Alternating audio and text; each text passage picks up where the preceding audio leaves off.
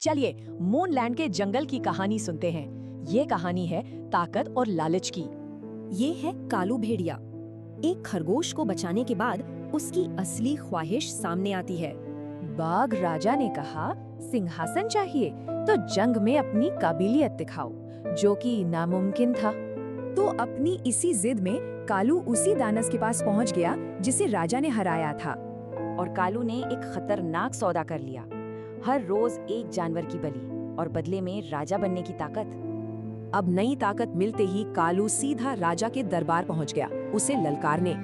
दानव के जादू के बारे में किसी को पता नहीं था। महान राजा हार गए और उन्हें जंगल छोड़ना पड़ा। कालू के राज में जंगल में सिर्फ डर था, बाघ राजा के शांत राज से बिल्कुल अलग। दिन ब दिन जानवरों की बलि चढ़ती रही और दानव अपनी आजादी के करीब आता गया। दुख में भटकते राजा की मुलाकात अपनी पुरानी दोस्त नीली परी से हुई और उसने सब कुछ बता दिया। परी को शक हुआ, भला एक भेड़िया एक बाघ को कैसे हरा सकता है? जरूर कोई साजिश है। वो दोनों दानव की गुफा पहुंचे और वहां उन्होंने कालू को एक और शिकार लाते हुए देख लिया। अब सच सबके सामने था।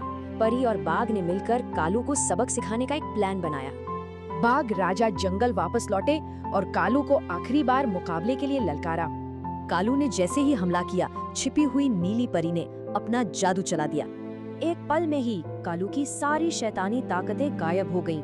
वो फिर से एक आम भेड़िया बन गया। बस फिर क्या था, कालू बुरी तरह हार गया और उसने दानव के साथ अपने सौदे की बात भी मान ली।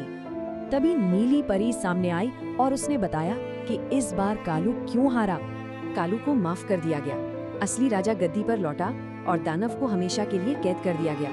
तो ये कहानी एक सवाल छोड़ जाती है, आखिर कब किसी की महत्वाकांक्षा एक राक्षस बन जाती है?